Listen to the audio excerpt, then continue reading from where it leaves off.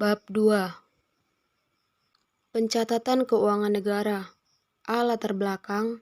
B. Keuangan negara. C. Standar akuntansi pemerintah berbasis akrual. D. SAP berbasis akrual. E. Kelebihan dan kekurangan SAP basis akrual. F. Uraian mengenai laporan SAP berbasis akrual. G. Penerapan SAP akrual. A. Latar belakang.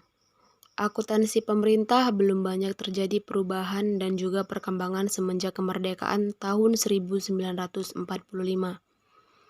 Berdasarkan sisi historis, produk akuntansi pemerintah Indonesia yang pertama adalah Neraca Kekayaan Negara yang dirilis pada tahun 1948.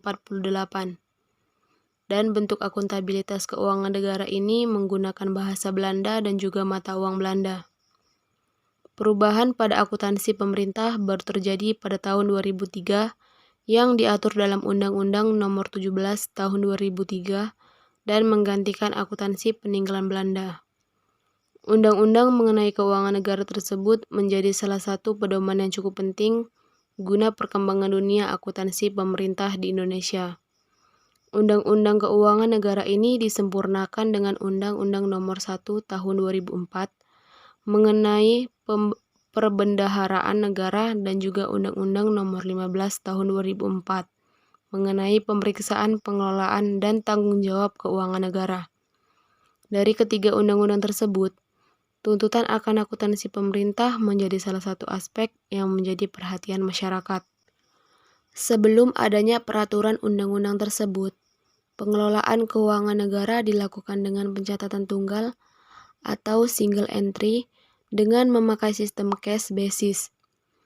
Akuntansi pemerintah pada masa-masa tersebut menyajikan sistem sederhana dan menggunakan buku-buku seperti buku kas umum, buku kas tunai, buku bank, hingga buku pengawasan desa dan juga kredit anggaran serta buku lain. Akuntansi dengan basis kas memang memiliki sistem penerapan yang cukup sederhana dan juga mudah untuk dipahami. Praktis tidak membutuhkan waktu lama untuk memahami dan juga mengerjakannya. Akuntansi berbasis kas ini memiliki kekurangan seperti informasi yang kurang disebabkan informasi mengenai penerimaan, saldo kas, pengeluaran dan juga aset dan kewajiban tidak tersaji dengan maksimal. Dasar hukum dari akuntansi pemerintah adalah Undang-Undang Nomor 1 Tahun 2004 pada pasal 51 yang terdiri dari 1. Menteri Keuangan menjadi penyelenggara dari akuntansi dengan transaksi keuangan, aset dan utang serta ekuitas dana. Termasuk di dalamnya adalah pembiayaan dan juga perhitungan di setiap transaksinya. 2. Menteri dan juga pimpinan lembaga yang menjadi pengguna anggaran negara tersebut dan juga penyelenggara akuntansi dari transaksi keuangan, aset, utang, dan juga ekuitas dana yang di dalamnya terdapat pendapatan dan juga belanja yang termasuk ke dalam tanggung jawab para pemimpin lembaga tersebut. 3. Akuntansi yang ada di ayat 1 dan juga ayat 2 difungsikan untuk menyusun laporan keuangan dari pemerintah baik di sektor pusat dan juga daerah yang berdasarkan standar akuntansi pemerintahan. B. Keuangan negara. Keuangan negara memiliki pengertian sebagai pengelolaan dan pengurusan keuangan negara yang mempunyai arti cukup luas, yaitu pengurusan keuangan negara yang juga manajemen keuangan negara. Sementara untuk arti sempit dari keuangan negara ini, yaitu pengelolaan keuangan negara yang terdiri dari administrasi keuangan negara dan juga tata usaha negara. Berdasarkan penuturan Suparmoko, dikatakan bahwa keuangan negara yaitu bagian dari disiplin ilmu perekonomian yang belajar mengenai kegiatan pemerintah di sektor ekonomi dan juga penerimaan dan pengeluaran keuangan yang mempunyai pengaruh besar kepada sektor perekonomian tersebut. Ada pendekatan yang dilakukan dengan upaya merumuskan keuangan negara yang terdiri dari beberapa sisi sebagai berikut. 1. Objek. Dari sisi objek disebutkan bahwasannya keuangan negara ini meliputi semua hak dan kewajiban milik negara yang dinilai dengan uang, kebijakan, kegiatan yang termasuk di dalam bidang moneter, fisikal hingga kekayaan negara yang dikelola dan dipisahkan. Dan semua hal yang berupa barang dan uang ini bisa menjadi milik negara dengan pelaksanaan hak juga kewajiban tersebut. 2. Subjek. Sementara dari sisi subjek sendiri memiliki maksud bahwa keuangan negara yang terdiri dari semua objek yang dikuasai oleh negara, baik dari pemerintah, pusat, dan daerah, memiliki kaitan yang erat dengan keuangan negara. 3. Proses. Keuangan negara adalah semua kegiatan yang memiliki kaitan erat dengan pengelolaan objek keuangan negara yang berasal dari perumusan kebijakan, pengambilan keputusan, dan juga pertanggungjawaban pemerintah. 4. Tujuan. Keuangan negara berdasarkan tujuan mempunyai arti bahwa semua kegiatan dan juga kebijakan yang memiliki hubungan hukum dan memiliki kaitan erat atas pemilikan serta penguasaan objek dari keuangan negara. Keuangan negara tersebut meliputi semua kewajiban dan juga hak dari negara yang dinilai dengan uang, dan perlu dipahami lebih dalam bahwa hak dan kewajiban tersebut apakah bisa dinilai dengan uang atau tidak. Hak negara yang bisa dinilai dengan uang yang terdiri antara lain: 1. Hak yang bisa dipaksa guna menarik uang dan juga barang dari warga negara tanpa adanya balasan jasa dan imbalan. Penarikan ini seperti pajak, bea cukai, iuran dan juga retribusi dan lainnya. 2. Hak untuk melakukan monopoli dalam mencetak uang serta menentukan jenis mata uang tersebut. 3. Hak guna menarik pinjaman dari masyarakat yang bisa berupa paksaan seperti sharing atau pemotongan nilai dan juga devaluasi atau penurunan nilai dari mata uang negara. 4. Hak guna menguasai semua wilayah dan juga kekayaan yang terkandung di dalam meliputi wilayah darat, laut, dan udara. Selain hak, kewajiban negara yang bisa dinilai dengan mata uang terdiri dari: 1. Kewajiban menyediakan barang dan jasa yang berguna untuk kepentingan umum. Barang dan jasa ini terdiri dari: A. Penyediaan keamanan juga pertahanan negara. B. Pembuatan serta pemeliharaan jaringan transportasi publik untuk masyarakat. C. Penyediaan jasa pendidikan, pembangunan fasilitas pendidikan dan jasa guru. D. Penyediaan dunia kesehatan untuk masyarakat. E. Penyediaan fasilitas kesejahteraan sosial dan juga perlindungan sosial untuk masyarakat. 2. Kewajiban dalam membayar tagihan dari pihak yang melakukan sesuatu bagi pemerintah dan juga mengikat perjanjian dengan pemerintah. Pembelian barang dan jasa yang memberikan keuntungan untuk pemerintah, seperti hubungan jual-beli antara pemerintah dan warga negara. C. Standar akuntansi pemerintah berbasis akrual.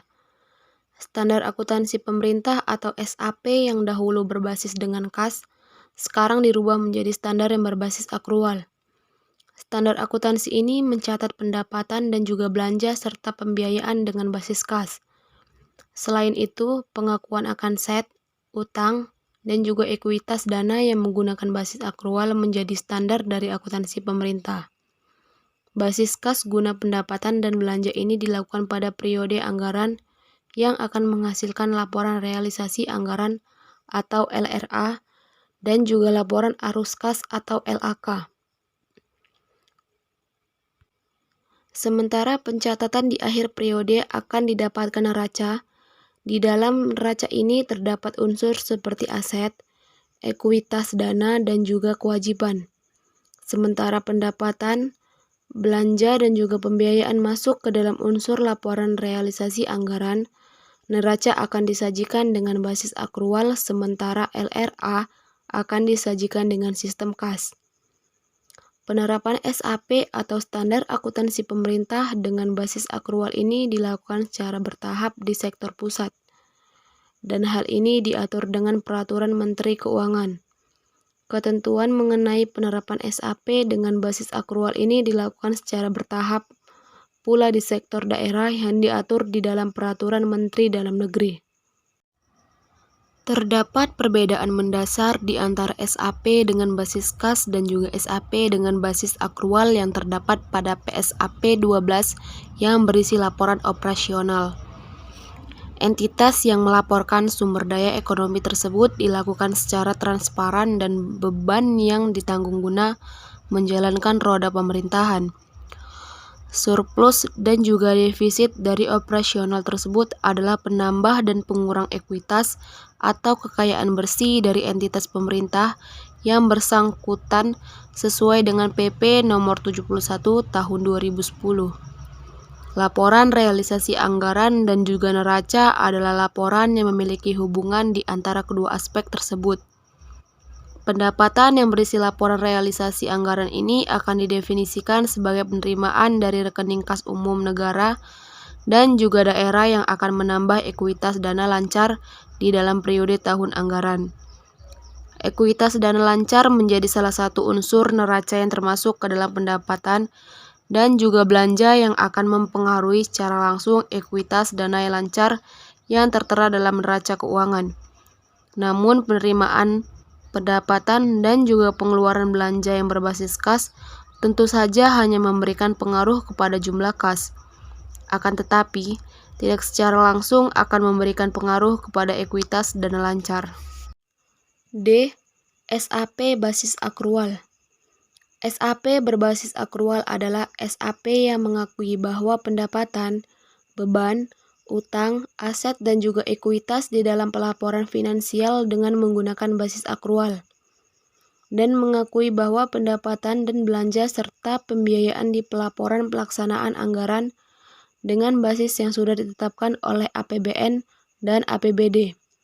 Hal ini tertuang di Peraturan Pemerintah Nomor 71 Tahun 2010 Pasal 1 Ayat 8. SAP dengan menggunakan basis akrual ini bisa diterapkan di sistem pemerintah baik pemerintah pusat, daerah, dan juga satuan organisasi yang berada di lingkungan pemerintah tersebut. Berdasarkan peraturan perundang-undangan bahwa satuan organisasi tersebut wajib melaporkan keuangan sesuai dengan Peraturan Pemerintah Nomor 71 Tahun 2010 tersebut.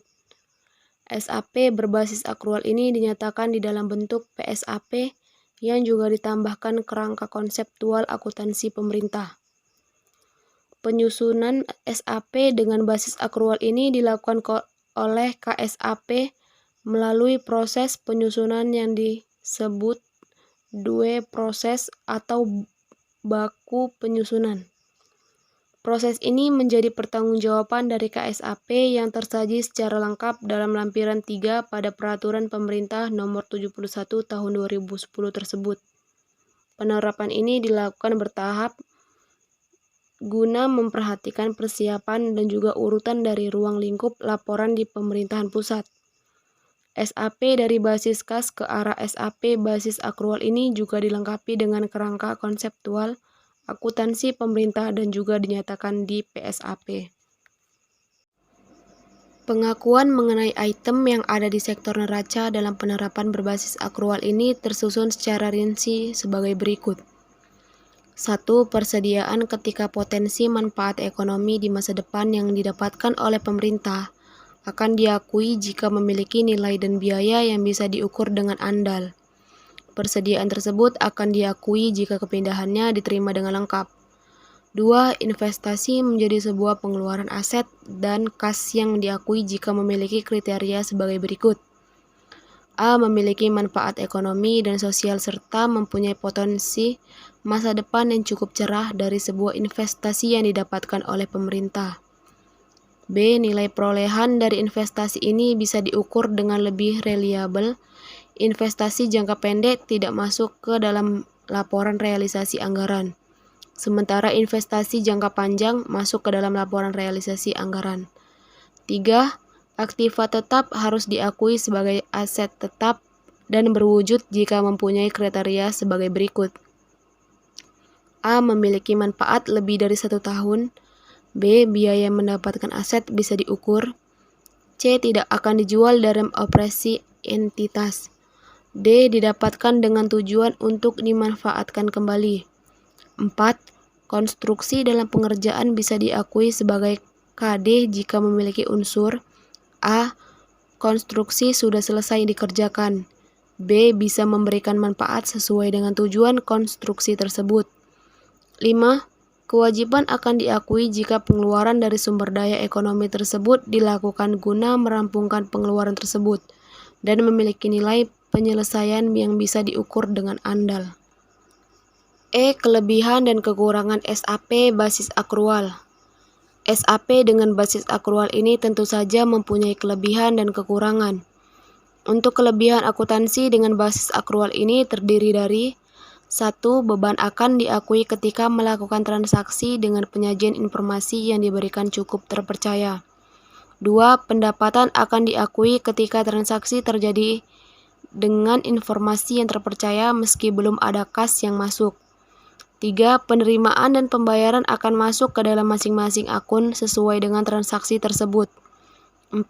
Peningkatan pendapatan perusahaan terjadi disebabkan kas yang belum diterima, dan hal ini diakui ke dalam pendapatan. 5. Laporan keuangan bisa menjadi pedoman dalam menentukan langkah kebijakan. 6. Laporan keuangan bisa diperbandingkan dengan entitas lainnya. Sementara untuk kekurangan dari akuntansi berbasis akrual ini terdiri dari 1. Biaya yang belum dibayarkan akan dicatat sebagai biaya yang bisa mengurangi pendapatan di dalam kas. 2. Resiko pendapatan yang tidak tertagih bisa mengurangi pendapatan pada laporan keuangan. 3. Perkiraan pelunasan kas tidak bisa diprediksi. Uraian mengenai laporan SAP berbasis akrual. Pada Peraturan Pemerintah Nomor 71 Tahun 2010 yang menggunakan SAP akrual ini terdapat berbagai macam laporan yang memiliki fungsi berbeda-beda. Dan uraian laporan tersebut akan dijelaskan sebagai berikut. 1. Laporan realisasi anggaran. LRA yang merupakan singkatan dari laporan realisasi anggaran ini akan menampilkan ikhtisar sumber, alokasi, dan juga pemakaian dana keuangan yang dikelola pemerintah, baik tingkat pusat maupun daerah. Laporan ini akan menampilkan perbandingan anggaran dan juga realisasinya dalam satu periode laporan tersebut. 2. Laporan perubahan sisa anggaran lebih. Laporan ini akan menyajikan informasi mengenai kenaikan dan juga penurunan saldo anggaran lebih pada tahun pelaporan yang akan disandingkan dengan tahun sebelumnya. Laporan ini menginformasikan pengguna dana yang tersisa guna menutup anggaran yang kurang agar bisa berjalan dengan baik. 3. Neraca. Neraca menampilkan entitas pelaporan mengenai kewajiban, aset, ekuitas pada periode tertentu. Unsur yang mengatur ke dalam neraca tersebut memiliki fungsi sebagai berikut. A. Aset merupakan sumber daya ekonomi yang dimiliki oleh pemerintah dari peristiwa masa lalu yang memberikan manfaat di sektor ekonomi dan juga sosial yang bisa membantu pemerintah di masa depan, dan aset ini bisa diukur dalam satuan uang. B. Kewajiban merupakan utang yang terjadi karena peristiwa masa lalu yang diselesaikan dari aliran sumber daya ekonomi pemerintah. C. Ekuitas merupakan kekayaan bersih pemerintah yang menjadi selisih antara aset dan juga kewajiban pemerintah tersebut.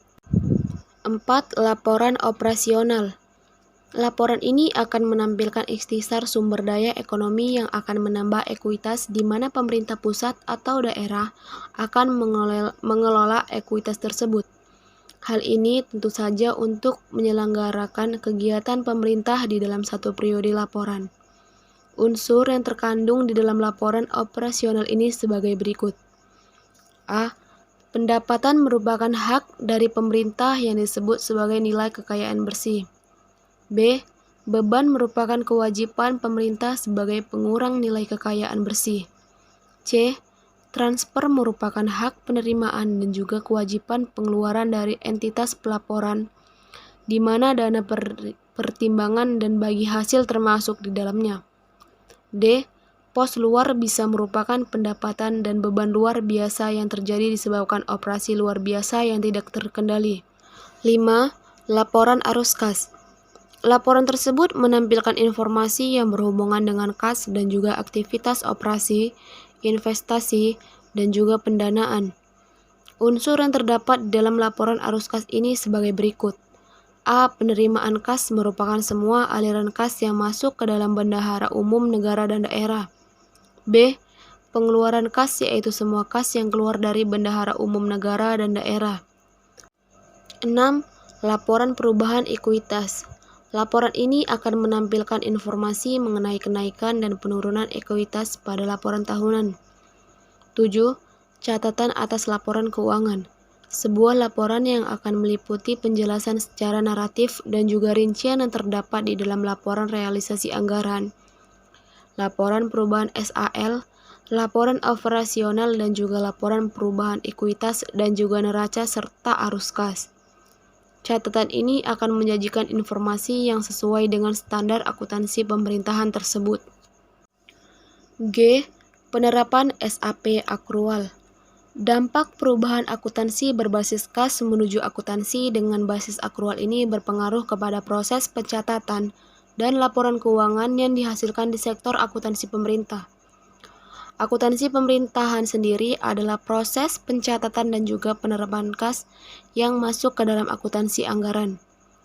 Praktis transaksi tertentu dengan penerapan berbasis kas masih dilakukan. Dampak positif dari penerapan ini adalah memberikan dukungan kepada manajemen kinerja yang bersinergi dengan manajemen keuangan sehingga pembiayaan dan juga alokasi sumber daya ekonomi menjadi lebih baik. Begitu pula dengan peningkatan laporan keuangan dan fasilitas dalam manajemen aset dan kas. Keuangan yang sudah dicatat dengan basis akrual tersebut akan memberikan kemudahan kepada pemerintah yang bisa membandingkan antara sumber daya ekonomi, kinerja, keuangan, hingga arus kas yang tercatat di entitas pemerintahan tersebut. Sistem ini bisa mengevaluasi kemampuan pemerintah guna menyalurkan dana kegiatan dalam pemenuhan kewajiban dan komitmennya.